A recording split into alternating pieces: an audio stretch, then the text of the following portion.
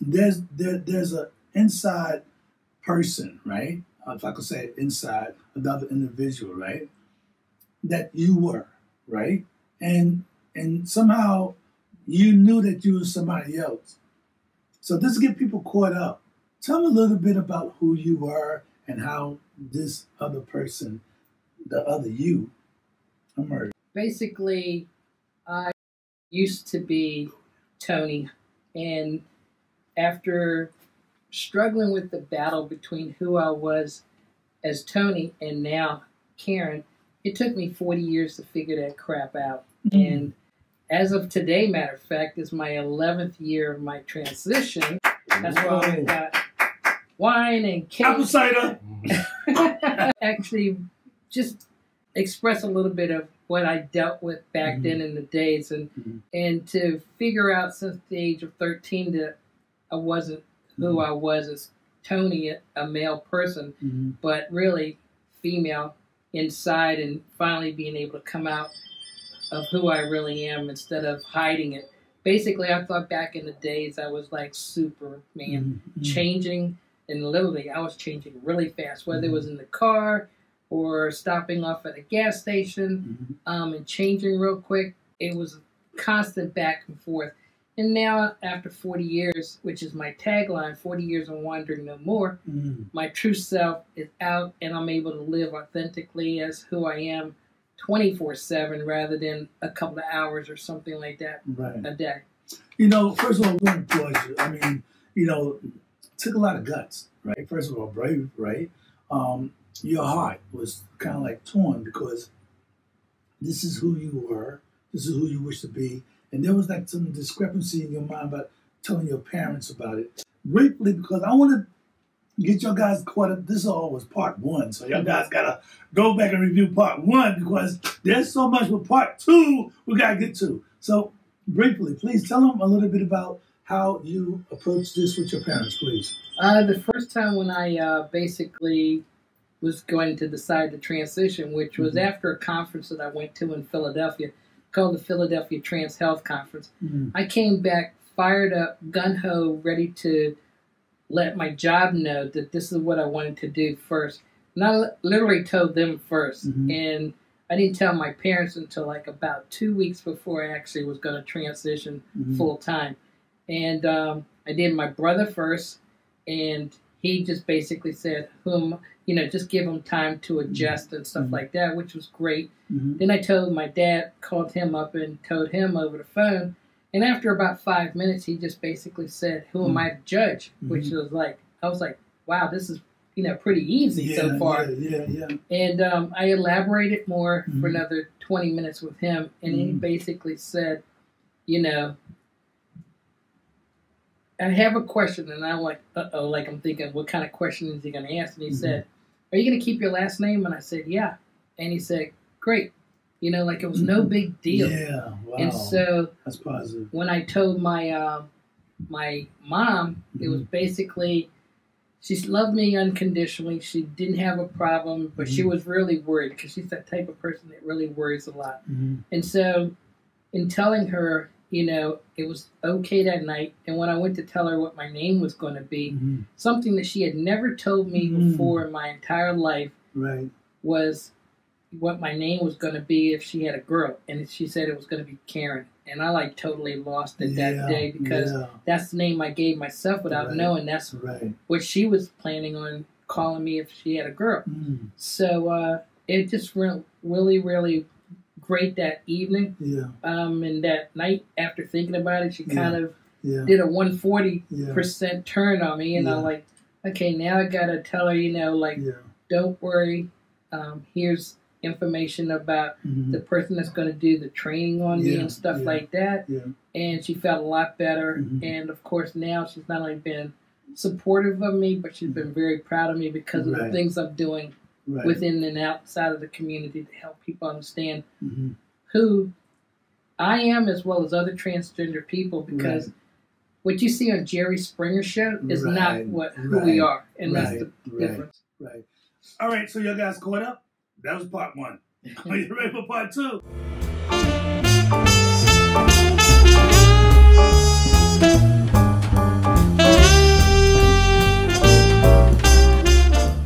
Another show in the community TV. Listen, I told you it's going to be a hot topic. This is going to be one of the best topics that we discussed in a very, very long time, okay?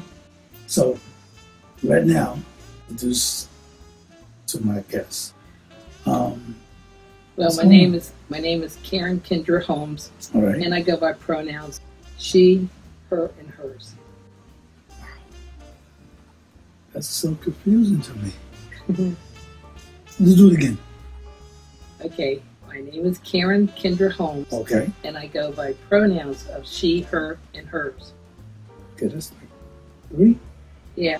It's the way you might pronounce or address me. Like, okay, she did this, okay, this is hers, okay, or hers is all this belongings to. okay. Got it? I'm getting it. That's why we're here. That's why we're here, to make sure y'all guys get it, because we're getting it, all right?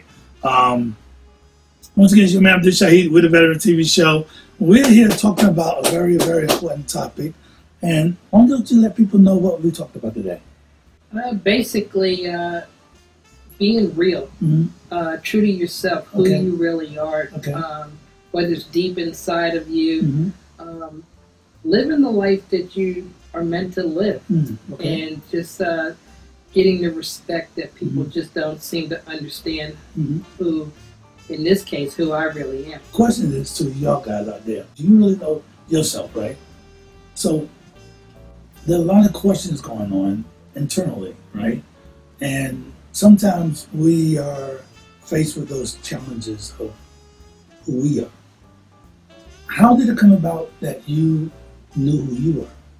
Well, to tell you the truth, which is my tagline, it's 40 years and wandering no more. So at the age of 13, when I was Tony, which is giving you a clue right off the bat. Right. Tony was a very charismatic type of person. He would literally give you the shirt off his back. Okay. But the only issue and problem was that Tony was always dressing up in women's clothes. So with that, it was a lot of back and forth, almost like Superman, you could say. Okay. Clark Kent. Yeah, in this case. Dressing, in the afternoon, getting home from school, leading up until my adulthood, dressing, going to work, and then coming back home, dressing as well. And then just keeping tabs on when my parents were going to be home, and so I could make sure I was back to being Tony and not being dressed up as a female, or in this case, my name was back then, Karen. The next question. The difference between you being 13, right, and the age you are now. If you had a chance to talk to your younger self, what would you say to yourself? Wow, that's a good question. I never thought of it like that, but it would be, did you know something was different about yourself? And I did, but I didn't know how to channel it or work with it to be dealing with it at an early age. Being an altar boy at that time, very religious, going to a Catholic school. Wow. And then, like I said, being an altar boy at the church, really believing who God is, and thinking that who I was at that time, or dressing, was mainly maybe an abomination, I don't know, or a very heinous sin.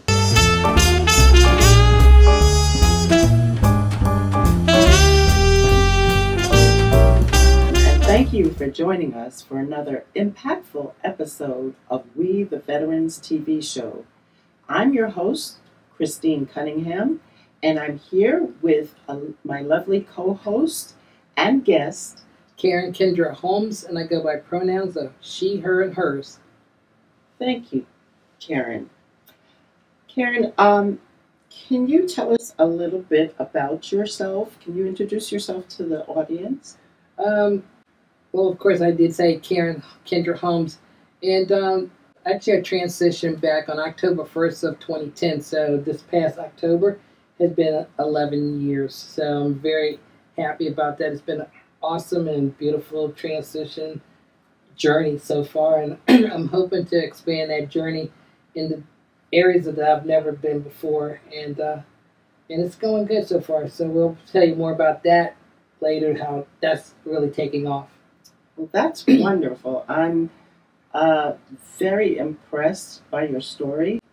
You have gone through a lot of trials and triumphs, and instead of breaking down, it's made you a stronger person. Can you tell me what has come out of that journey for you? What have you decided? What path have you decided to take because of that journey? Well, to tell you the truth, I basically, when I transitioned first, I just want to be like every other, I should say, normal trans person that just wants to live a normal life and just be happy, doing fun things and stuff. And my journey has led me to a point where right now I am doing things that I never dreamed of doing, which is speaking publicly around the country and being involved with a lot of organizations that I never thought I was going to be a part of. But it's been awesome so far. The journey's been great, getting a lot of good responses, changing lives basically out there with other people to understand who I am as well as the rest of the transgender community in regards to that we're normal people, just want to be happy and not be treated like outcast people with no respect. So it's been really, really great to know that I'm helping people, one, to save their life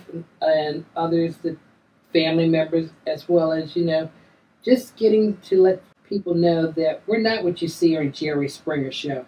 We're actually doing great things out there. We're police officers, firefighters, military, doctors, nurses, you name it, politicians, judges, the list goes on.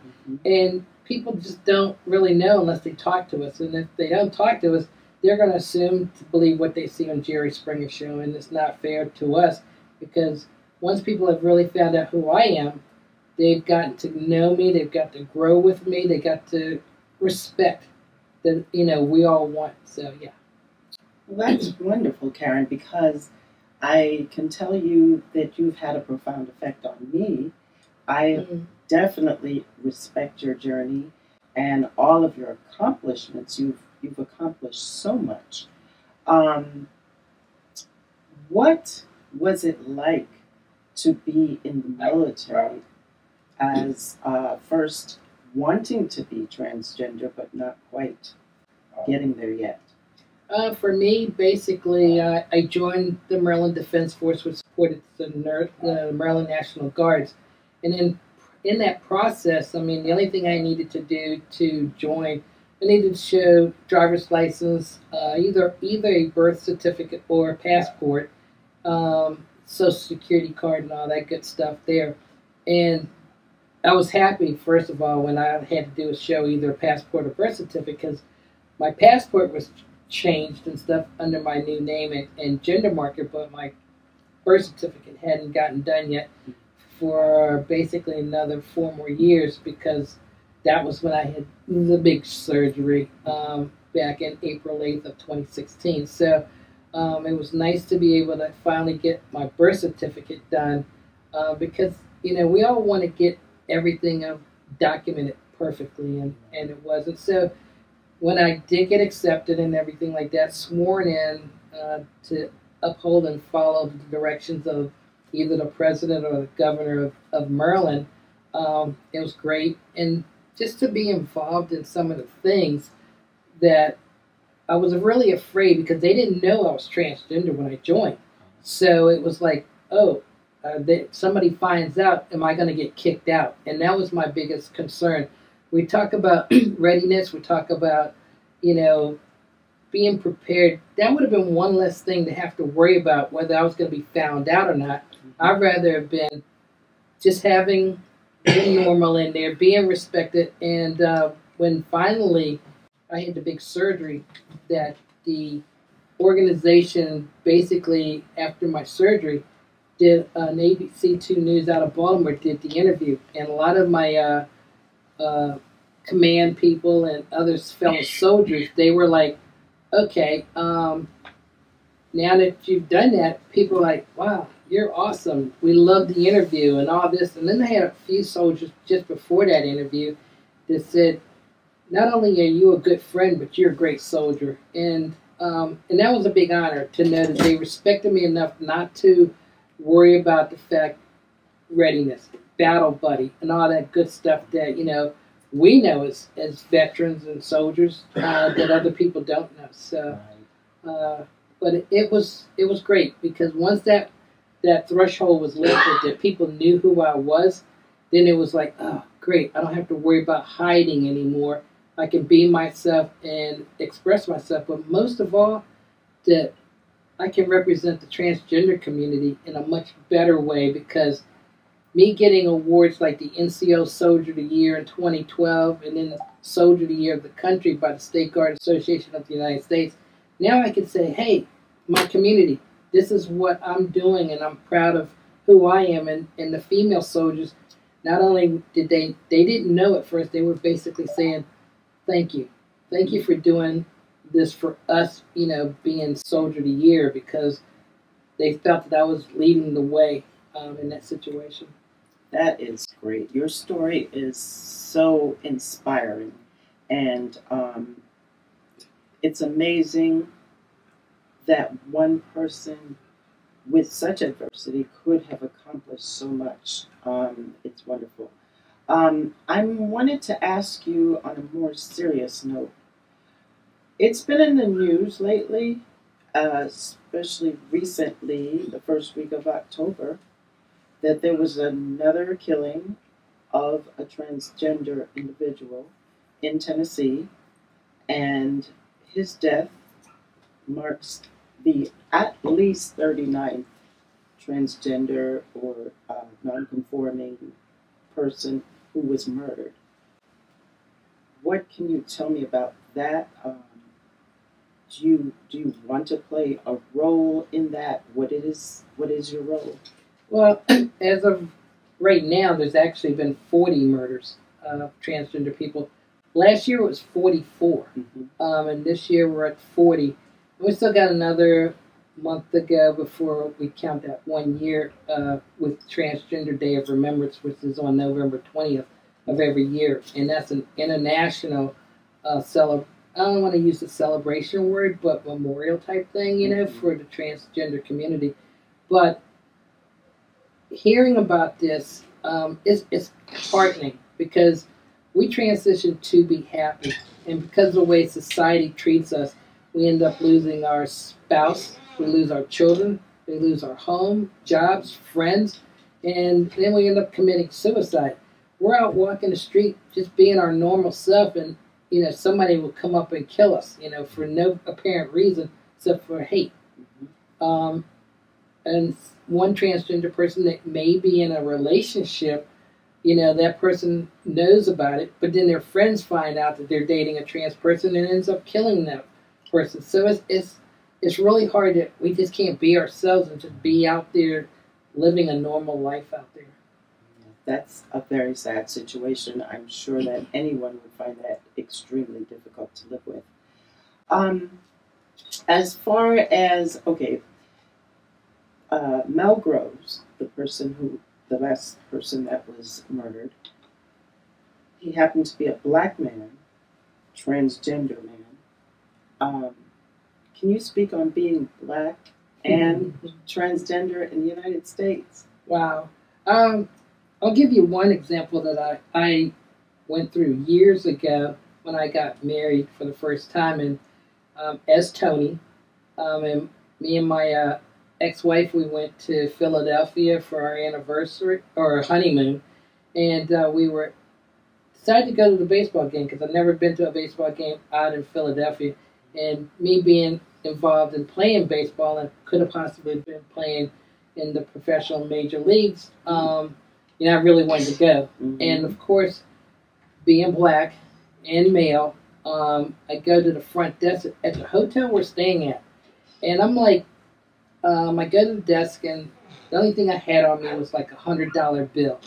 So I went to get change for that because we were going to catch the cab over to the ballpark. And right away the lady said, we don't have any change for a $100 bill. And I was like, okay, because I figured that's very possible. I don't know, So I go back over to my wife, who happened to have been white at the time being, and from where she was standing to the front desk at the hotel was about 10 feet. The lady at the desk didn't talk to anybody or left that location. She was standing there the whole time. And I sent my ex-wife over there, and my ex-wife had the $100 bill, asked for change, and the lady went right into the drawer and gave it to her. Wow. And I was totally pissed off at that point, and I went up, and really I just blasted her out. And the manager came out, and I told him, I said, we're even staying at your hotel, and I'm getting treated like this. And so it was really bad. And ever since that, to tell you the impact that had on me, for years, I would not accept from the bank a $50 bill or a $100 bill. I said, no. You break that down to 20s and 10s and 5s. And that's how I did it. And that was back in, I believe, because I'm trying to go back to when I got married, then I want to say it was 1976, somewhere around there. And so having that happen, I just don't know. But that impact stuck with me really until I transitioned. The nice thing about it, I haven't had any issues since then, which I don't know if it's the times changing or the fact that I'm a female, and that could have been the big thing. Even though I'm black, it's still the fact that I'm female, not male. So now I go up, I give $100 bill, no problem, they change it right away. But being male, that was an impact. And I kind of really worry about that with black males out there when they are actually stopped by the police, or maybe walking down the street and somebody doesn't want to stand or walk down the same side of the street. They want to cross over because they think they're going to get their purse snatched or something. So there's a lot that needs to be changed in the community about situations like that. Yes, and those are the traditional roles that we know of, but being black and transgender is even worse. So we're going to talk more in depth about this. I have some questions to ask you. So I hope that all of you can come back next week. We're doing this every Friday. We're having the fireside chat with my co-host and lovely guest, Karen Kendra Holmes, and I go by pronouns of she, her, and hers. Well, thank you, Karen. I really appreciate it. Can you tell our audience how they can get in touch with you and how perhaps maybe with your organization, the Butterfly Project, and how they can maybe help?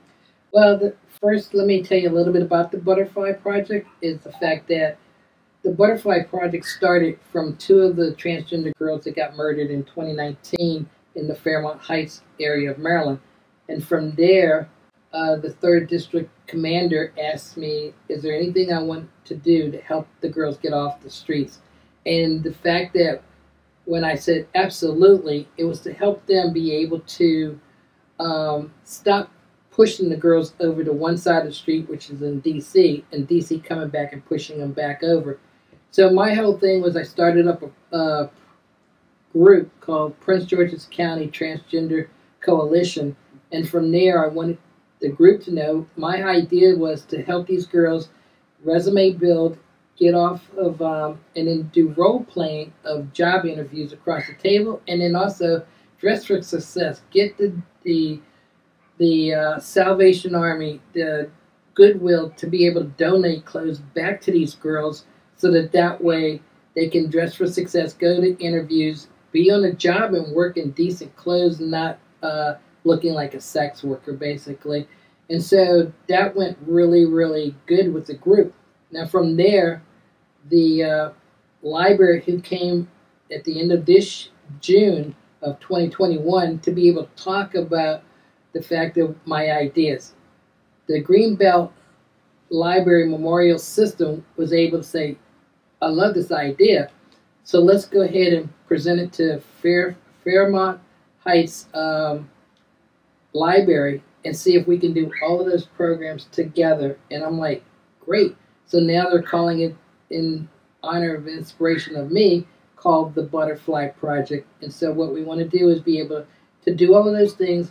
Mentorship, we want to be able to have luncheons once a month, to be able to meet together, socialize, to help one another, and teach them how to use a computer. Also want to be able to basically just help them. You know, the whole big thing is we want to get them in a sustainable situation where they're getting a job, they can get benefits at the job, they can be safe. That's the biggest thing, is being safe out there.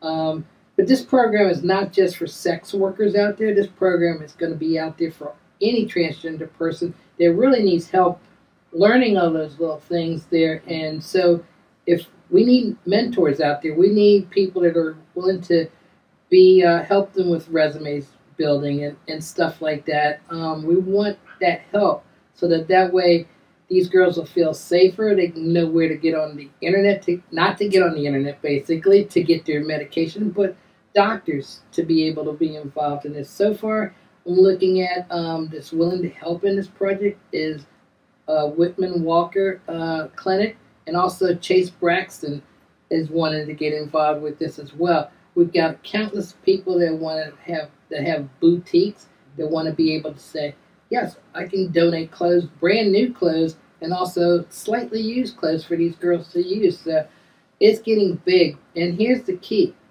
It's starting off in Fairmont Heights area, and that's only because I'm trying to do this in bits and pieces. It's like what we're going to have later is pizza. I'm not going to eat the entire pizza by myself. I'm going to take a slice of that pizza, but also a little slice of that piece, part of that pizza. And then from there, basically go in the rest of Prince George's County, Maryland. From there, I want to hit the entire state of Maryland. And then from there, go into D.C. and Virginia. And then from there, if things keep going good, take this thing national. And that's my whole goal, a vision I see. I stay up at night thinking about this sometimes, you know, because I know it's going to save lives. It's going to help the community to know that their community is safe, that they don't have people coming into their community that may have drugs or cause violence, but also the fact that they don't have to come out in their community and find condoms all over the place on their yard or in their community. So, yeah. That is wonderful. That's ambitious. And I know that you need help with stuff like that. So if our viewers out here can find your site or something like that, or maybe they can donate, or maybe if they're in the local area, they can actually chip in and help you with some of these things. They can donate clothing. Be a mentor. Right now, we want to be able to, we're going to start a GoFundMe situation through the library system. I want to be so upfront with people that this money is being put to good use to helping these transgender folks out. So you can contact me at kkholmes@kkholmes.com, or you can reach me on my personal website at kkholmes.com. There's a button down at the bottom for contact. You can contact me through there, and we'll get back to you right away.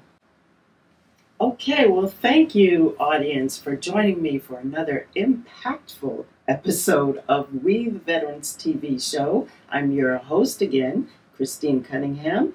This is my lovely co-host, Karen Kendra Holmes, and I go by pronouns of she, her, and hers. And please come back next Friday, as we will be having fireside chats every Friday, and we have lots of information to get to you. So please join us again. We thank you for joining us. Bye-bye now. See you later. Bye-bye.